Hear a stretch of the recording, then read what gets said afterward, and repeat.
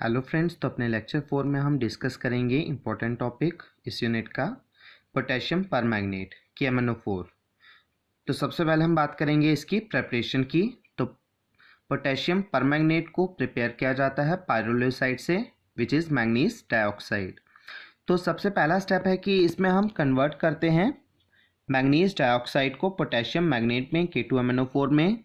तो ऐसा करने के लिए हम एक रेवर्बरेटरी फर्नेस लेते हैं जिसमें कि फ्यूज़ किया जाता है पायरोलोसाइड को कास्टिक पोटाश या फिर पोटेशियम परमैंगनेट के साथ। तो इसमें ऑक्सीडाइजिंग एजेंट्स हम यूज़ करते हैं लाइक पोटेशियम नाइट्रेट या पोटेशियम क्लोरेट। तो जो ऑक्सीडाइजिंग एजेंट है वो प्रोड्यूस करता है नेसेंट ऑक्सीजन को, और यही नेसेंट ऑक्सीजन फर्दर ऑक्सीडाइज करता है मैंगनीज डाइऑक्साइड को पोटेशियम परमैंगनेट में। तो ट्रीटमेंट किया जाता है कास्टिक पोटाश या फिर पोटेशियम परमैंगनेट के साथ। तो दोनों ही केसेस में मैंगनीज डाइऑक्साइड जो है ये कन्वर्ट होगा पोटेशियम मैंगनेट में। देन सेकेंडली इसी पोटेशियम मैंगनेट को कन्वर्ट किया जाता है इनटू पोटेशियम परमैंगनेट में। तो ऐसा करने के लिए दो स्टेप्स हैं, या तो हम सीधे ऑक्सीडाइज करते हैं इसको डिफरेंट ऑक्सीडाइजिंग एजेंट्स के साथ, या फिर हम इलेक्ट्रोलिटिक मेथड से भी इसको ऑक्सीडाइज करते हैं पोटेशियम परमैंगनेट में। तो सबसे पहले अगर हम बात करें तो इसमें पोटेशियम मैंगनेट का जो ग्रीन मास हम मिल रहा है इसको वाटर के साथ ट्रीट किया जाता है और मिक्सचर में पास किया जाता है कार्बन डाइऑक्साइड, क्लोरीन या ओजोन को। तो ऐसा करने पे पोटेशियम मैंगनेट पोटेशियम परमैंगनेट में कन्वर्ट होगा, जिसमें कि मैंगनीज का ऑक्सीडेशन नंबर चेंज हो जाएगा फ्रॉम +6 से +7 ऑक्सीडेशन स्टेट में। तो हमें एक पिंक कलर का सोल्यूशन मिलेगा जो कि पोटेशियम परमैंगनेट का है। तो रिएक्शंस के थ्रू भी हम देख सकते हैं कि जैसा कि पोटेशियम मैंगनेट है, तो जब हम इसमें कार्बन डाइऑक्साइड, क्लोरीन या ओजोन को अगर हम पास करें तो तीनों ही केसेस में आप देख सकते हैं कि ये फॉर्म करेगा पर्पल कलर के सोल्यूशन को, which is of the potassium manganate potassium permanganate. तो इस तरह से जब हम फिल्टर करेंगे तो फिल्टर करने पे हमें मिल जाएगा पोटेशियम परमैंगनेट। तो सेकेंडली आ गया इसमें कि इलेक्ट्रोलिसिस मेथड है कि इलेक्ट्रोलिसिस करके भी हम प्रोड्यूस कर सकते, कन्वर्ट कर सकते हैं, ऑक्सीडाइज कर सकते हैं पोटेशियम मैंगनेट को पोटेशियम परमैंगनेट में। तो जब हम इसके लिए एक लेंगे इलेक्ट्रिक टैंक लेते हैं जिसमें कि निकल इलेक्ट्रोड एज ए एनोड लिया जाता है और iron electrode as a cathode लिया जाता है, और दोनों की सेपरेशन की जाती है एक पोरस सबस्टांस से। तो इलेक्ट्रिक करंट को पास करने पे जो पोटेशियम मैंगनेट है ये फॉर्म करता है पोटेशियम आयन और मैंगनेट आयन को, और इस तरह से वाटर जो होगा वो भी आयनाइज होकर फॉर्म करेगा H positive and OH negative. तो हमें पता है कि इलेक्ट्रिक करंट के पास होने पे अब जो कैटाइंस होते हैं वो कैथोड की तरफ मूव करेंगे और एनाइंस एनोड की तरफ मूव करेंगे। तब इन कैटाइंस में दो कैटाइंस हमारे पास K पॉजिटिव और H पॉजिटिव। तो अगर हम दोनों को कंपेयर करें तो दोनों में से जो H पॉजिटिव है इसका रिडक्शन पोटेंशियल ज़्यादा होता है, जिसकी वजह से H पॉजिटिव मूव करेगा इस कैथोड की तरफ, और रिडक्शन होने पे ये फॉर्म करेगा हाइड्रोजन को, और हाइड्रोजन एटम से कंबाइन होकर हाइड्रोजन गैस को प्रोड्यूस कर लेगा। तो इस तरह से कैथोड से हाइड्रोजन गैस लिबरेट हो जाएगी। देन फर्दर अब एनाइंस में OH नेगेटिव आयन है और मैंगनेट आयन है। तो अब इन दोनों आयंस में अगर हम कंपेयर करें तो मैंगनेट आयन जो है इसका ऑक्सीडेशन पोटेंशियल ज़्यादा होता है, तो जिसकी वजह से ये एनोड की तरफ मूव करके ऑक्सीडाइज हो जाएगा, इलेक्ट्रॉन को लूज करके ये बनाएगा परमैंगनेट आयन को। तो अब फर्दर जो पोटेशियम आयन है जिनकी न्यूट्रलाइजेशन नहीं हुई है, तो वही पोटेशियम आयन इस परमैंगनेट आयन के साथ कंबाइन होता है और फॉर्म करता है पोटेशियम परमैंगनेट को। तो इस तरह से हमें यहाँ पे पिंक या वॉयलेट कलर का सोल्यूशन मिल जाता है पोटेशियम परमैंगनेट का। तो क्रिस्टलाइजेशन करके हम इसकी क्रिस्टल्स की फर्दर सेपरेशन कर सकते हैं।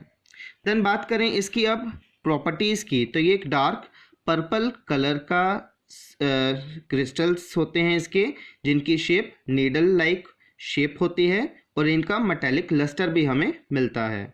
और वाटर में जब हम डिज़ोल्व करें तो ये सॉल्युबिलिटी को शो करता है और पर्पल कलर के सोल्यूशन को फॉर्म करता है, और इसका मेल्टिंग पॉइंट हमें मिलता है 523 केल्विन। और हीटिंग करने पे जब हम इसको स्ट्रांगली हीट करें तो ये डिकम्पोज होता है और ऑक्सीजन गैस को लिबरेट करता है और साथ में फॉर्म करता है पोटेशियम मैग्नेट और मैंगनीज डाइऑक्साइड को। और फर्दर अगर हम इसको जब बर्न करते हैं with a current of hydrogen तो ये पोटेशियम हाइड्रोक्साइड को फॉर्म करता है। देन फर्दर हमें पोटेशियम परमैंगनेट को ट्रीट करते हैं हम सल्फ्यूरिक एसिड से। तो कंसनट्रेटेड H2SO4 के साथ जब हम ट्रीट करते हैं तो फर्स्ट ये फॉर्म करता है मैंगनीज हेप्टॉक्साइड को, जो कि फर्दर डिकम्पोज होकर फॉर्म करता है ऑक्सीजन गैस को और साथ में मैंगनीज डाइऑक्साइड हमें मिलता है। और अगर हम इस मिक्सचर को वार्मली जेंटली वार्म करें तो वार्म करने पे ये लिबरेट करता है ऑक्सीजन गैस को। तो इसकी वजह से इसकी हमें रिडॉक्स रिएक्शंस भी मिलती हैं पोटेशियम परमैंगनेट की। तो नेक्स्ट वही है हमारे पास redox reactions of potassium permanganate. तो पोटेशियम परमैंगनेट ये एक ऑक्सीडाइजिंग एजेंट है। तो तीनों मीडियाज में neutral, alkaline as well as in acidic medium, तीनों मीडियाज में ये फर्निश करता है नेसेंट ऑक्सीजन या इलेक्ट्रॉन्स को गेन करके रिडॉक्स रिएक्शंस को शो करेगा। तो सबसे पहले हम देखेंगे redox reactions in neutral medium. तो न्यूट्रल मीडियम में रिएक्शन हमने ली है कि ये ऑक्सीडाइज करता है मैग्नेस साल्ट्स को मैंगनीज डाइऑक्साइड में। तो जिसमें कि हम देख सकते हैं कि जो परमैंगनेट आयन है वाटर की प्रेजेंस में इलेक्ट्रॉन्स को गेन करता है और फॉर्म करता है मैंगनीज डाइऑक्साइड को और साथ में OH नेगेटिव आयन को ये प्रोड्यूस करेगा। एंड सेकेंडली जो मैग्नेस साल्ट से जो मैग्नेस आइंस होंगे तो वो वाटर की प्रेजेंस में फर्दर फॉर्म करता है मैंगनीज डाइऑक्साइड को और साथ में H पॉजिटिव आयन को प्रोड्यूस करता है by the loss of 2 electrons. तो अब इस तरह से सॉल्यूशन में न्यूट्रलाइजेशन रिएक्शन हम मिलते हैं जिसमें कि ये H पॉजिटिव और OH नेगेटिव ये दोनों आपस में कंबाइन होकर वाटर को फॉर्म कर लेंगे। तो अब फाइनल इक्वेशन में हमें नंबर ऑफ इलेक्ट्रॉन्स नहीं मिलने चाहिए, तो इसीलिए हम नंबर ऑफ इलेक्ट्रॉन्स को पहले ही इक्वल कर लेंगे। तो उसके लिए अब देख रहे हैं हम फर्स्ट इक्वेशन, हाफ इक्वेशन में यहाँ पे 3 इलेक्ट्रॉन है, यहाँ पे 2 इलेक्ट्रॉन है। इक्वल करने के लिए फर्स्ट इक्वेशन को हमने 2 से मल्टीप्लाई किया और सेकेंड को 3 से थ्रू आउट मल्टीप्लाई करेंगे।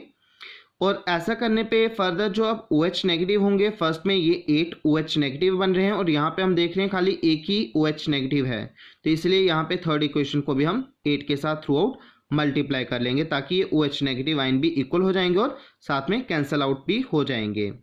तो इस तरह से इन तीनों इक्वेशंस को जब हम ऐड करेंगे तो ये हमें मिलेगी इसकी ओवरऑल रिएक्शन। तो ये हमें रिएक्शन मिलेगी इन neutral medium. The next reaction इसकी हम देखेंगे इन अल्कलाइन मीडियम। तो अल्कलाइन मीडियम की अगर हम बात करें तो ये ऑक्सीडाइज करता है पोटेशियम आयोडाइड को पोटेशियम आयोडेट में या फिर आयोडाइड्स को आयोडेट्स में। तो फर्स्ट इक्वेशन में आ गया कि परमैंगनेट आयन है तो वाटर की प्रेजेंस में ये इलेक्ट्रॉन्स को मैंगनीज आयन गेन करता है जिससे कि ये बनाएगा मैंगनीज डाइऑक्साइड और साथ में मिलते हैं हमें OH negative ions. Then secondly जो अब इसमें आयोडाइड है तो ये ही आयोडाइड OH नेगेटिव आयन की प्रेजेंस में ये कन्वर्ट होता है और फॉर्म करता है आयोडेट में और साथ में हमें मिलता है वाटर और इलेक्ट्रॉन का लॉस मिलता है। तो अब यहाँ पे भी हमें नंबर ऑफ इलेक्ट्रॉन्स को इक्वल करना होगा। तो फर्स्ट इक्वेशन में 3 इलेक्ट्रॉन्स थे तो इक्वल करने के लिए फर्स्ट इक्वेशन को हमने थ्रू आउट 2 से मल्टीप्लाई कर लेंगे तो ये भी 6 ये भी 6 इलेक्ट्रॉन और फिर दोनों इक्वेशंस की एडिशन कर लेंगे तो ये मिलेगी इसकी final equation. Then acidic medium में भी हमें कुछ रिएक्शंस मिलती हैं। तो फर्स्ट आ गया कि फेरस साल्ट्स को ये ऑक्सीडाइज करता है फेरिक साल्ट्स में। तो फर्स्ट इक्वेशन आ गया कि permanganate ion 8 H positive ion की प्रेजेंस में एसिड की प्रेजेंस में दैट मीन्स इलेक्ट्रॉन्स को ये गेन करता है मैंगनीज और मैग्नेस आयन को फॉर्म करता है और साथ में आ गया वाटर।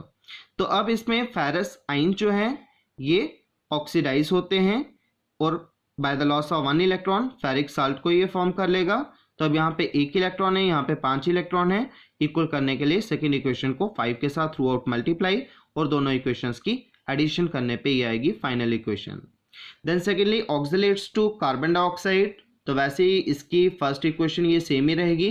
देन ऑक्सीलेट 2 इलेक्ट्रॉन को लूज करके कार्बन डाइऑक्साइड बनाएगा। यहाँ पे 2 इलेक्ट्रॉन है, यहाँ पे 5 इलेक्ट्रॉन है। इक्वल करने के लिए पहली इक्वेशन को 2 से मल्टीप्लाई, सेकंड को 5 से थ्रू आउट मल्टीप्लाई, तो 10 इलेक्ट्रॉन्स हो जाएंगे ये, और फिर एडिशन करने पे इलेक्ट्रॉन्स कैंसिल आउट, तो ये आएगी resultant equation. Then iodides to iodine, तो वैसे ही first equation same. Secondly iodide जो है वो 2 इलेक्ट्रॉन को लूज करके आयोडीन में कन्वर्ट होगा, और फिर इलेक्ट्रॉन को इक्वल करने के लिए फर्स्ट इक्वेशन को 2 और सेकंड को 5 के साथ throughout multiply and then adding. इस तरह से सल्फाइड्स टू सल्फेट्स, तो फर्स्ट इक्वेशन सेम, तो सल्फाइड जो है वाटर की प्रेजेंस में इलेक्ट्रॉन को लूज करके सल्फेट बनाएगा और साथ में 2H पॉजिटिव भी मिलेंगे। तो वैसे ही इलेक्ट्रॉन को इक्वल करने के लिए फर्स्ट इक्वेशन को थ्रू आउट 2 से मल्टीप्लाई, सेकंड को 5 से मल्टीप्लाई एंड देन एडिंग, तो ये आएगी हमारे पास रिजल्टेंट इक्वेशन। देन यूजेस की अगर हम बात करें तो पोटेशियम परमैंगनेट जो है ये एक इंपॉर्टेंट लेबोरेटरी रिएजेंट है, जिसको कि हम बेयर्स रिएजेंट भी कहते हैं, क्योंकि बेयर्स टेस्ट में हम सैचुरेशन के दौरान अगर हमें आइडेंटिफिकेशन जब करनी होती है सैचुरेशन और अनसैचुरेशन की, तो वहाँ पे हम इस रिएजेंट का इस्तेमाल करते हैं। देन सेकेंडली आ गया कि वॉल्यूमेट्रिक एस्टिमेशंस जब हमें करनी हो फेरस साल्ट्स, ऑक्सलेट्स या दूसरे रिड्यूसिंग एजेंट्स की, तो वहाँ पे भी हम इसको एज ए वॉल्यूमेट्रिक एस्टिमेशन में यूज़ करते हैं। Then qualitative detection of halides, oxalates, sulphides, वहाँ पे इसका यूज़ होता है, इंपॉर्टेंट ऑक्सीडाइजिंग एजेंट है। देन फर्दर इसको यूज़ किया जाता है as a disinfectant for water. तो ये इसके कुछ इंपॉर्टेंट यूजेस हैं। देन स्ट्रक्चर की अगर हम बात करें तो पोटेशियम परमैंगनेट में जो परमैंगनेट आयन और साथ में अगर हम बात करें मैग्नेट आयन की भी, तो इन दोनों में हमें एक टेट्राहेड्रल ज्योमेट्री मिलती है, जिसमें कि मैंगनीज की सराउंडिंग में चारों ऑक्सीजन एटम टेट्राहेड्रली अरेंज्ड हैं। तो जो परमैंगनेट आयन है तो इसमें भी मैंगनीज और ऑक्सीजन के बीच में हमें 3 डबल बॉन्ड्स मिलती हैं, और यहाँ पे हमें 2 डबल बॉन्ड्स मिल रहे हैं। तो ये डबल बॉन्ड्स जो हैं ये हमें ऑक्सीजन के p ऑर्बिटल और मैंगनीज के d ऑर्बिटल के बीच में साइड वाइज ओवरलैपिंग की वजह से मिल रही है पाई बॉन्डिंग। तो इन दोनों में ही हमें मैंगनीज एक सेंट्रल एटम के तौर पे मिल रहा है, और इसकी सराउंडिंग में 4 ऑक्सीजन जो हैं ये टेट्राहेड्रली अरेंज्ड हैं। तो इस तरह से ये हमें स्ट्रक्चर मिलता है परमैंगनेट और मैग्नेट आयन का। Thank you.